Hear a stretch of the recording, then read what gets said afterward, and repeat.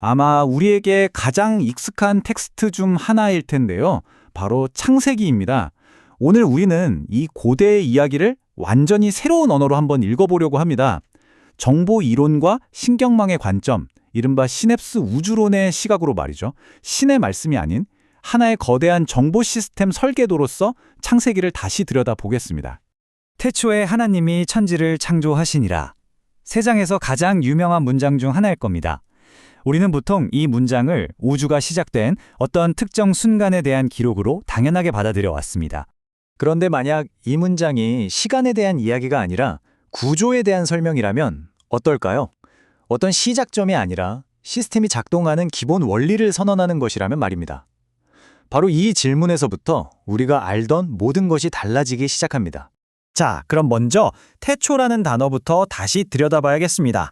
이 단어는 과연 시간을 의미하는 걸까요? 아니면 구조의 시작을 의미하는 걸까요? 생각해보면 태초를 과거의 한 시점이라고 해석하는 순간 그럼 그 이전엔 뭐가 있었지? 라는 해결 불가능한 질문과 마주하게 됩니다. 시간 이전의 시간을 묻는 건 논리적으로 모순이죠. 바로 이 지점이 전통적 해석의 한계입니다. 핵심은 질문을 언제에서 어떻게로 바꾸는 겁니다. 창세기를 우주 탄생의 시점을 기록한 역사책이 아니라 존재가 어떤 원리로 발생하는지를 설명하는 일종의 시스템 설계도로 보는 거죠. 그렇다면 이 설계도의 첫 번째 명령어는 무엇일까요? 바로 빛의 등장입니다. 그런데 이 빛을 정보 이론의 관점에서 보면 완전히 새로운 의미가 드러납니다. 만약 이 명령을 그냥 태양 같은 물리적인 빛이 만들어진 사건으로만 이해하면 이 설계도의 진짜 핵심을 놓치게 되는 셈입니다. 여기서 말하는 빛은 정보의 최소 단위, 즉 구분 그 자체를 의미합니다. 아무것도 없던 무의 상태에서 유를 구별하고 어둠과 밝음을 나누는 최초의 차이를 만드는 행위. 이것이야말로 모든 정보가 시작되는 근원적인 조건입니다. 밝음과 어둠, 존재와 비존재의 구분. 이건 마치 컴퓨터의 이진법, 그러니까 1과 0의 관계와 정확히 같습니다. 이 최초의 이진 분할, 즉 바이너리 스플릿이 일어나면서 비로소 정보라는 것이 존재할 수 있는 기본 토대가 마련된 거죠. 자, 이 정보 생성의 원리를 우주 전체로 확장시킨 것이 바로 시냅스 우주론입니다. 우주의 본질을 개별적인 물질이 아니라 마치 뇌의 신경망처럼 수많은 연결의 총체로 바라보는 관점이죠. 시냅스 우주론의 핵심은 의외로 간단합니다. 창조란 독립된 객체를 하나씩 만드는 사건이 아니라 연결을 통해서 관계와 의미를 만들어내는 과정이라는 겁니다.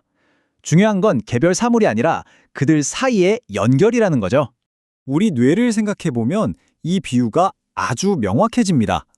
개별 뉴런 하나하나는 별 의미가 없지만 그것들이 서로 연결돼서 시냅스를 이루는 순간 인지와 자아라는 놀라운 현상이 나타나거든요. 우주도 마찬가지라는 겁니다. 개별 입자가 아니라 입자들 사이의 관계, 즉 이 연결망이 우주의 구조와 존재 자체를 형성한다는 것이죠. 이런 관점으로 창세기의 순서를 다시 보잖아요. 그럼 놀라울 정도로 현대 정보 처리 과정과 닮아 있다는 걸 알 수 있습니다. 최초의 이진 분할에서 시작해서 계층 구조를 만들고 환경을 조직하고 반복 가능한 패턴, 즉 생명을 만들어내고 마침내 시스템이 자기 자신을 관찰하는 단계, 바로 의식의 출현으로 이어지는 이 과정 말입니다. 자, 그렇다면 이 거대한 정보 구조 속에서 인간은 대체 어떤 존재일까요? 이 모델에 따르면 인간은 창조의 최종 목표라기보다는 시스템이 고도로 복잡해지면서 나타난 아주 흥미로운 구조적 결과물입니다.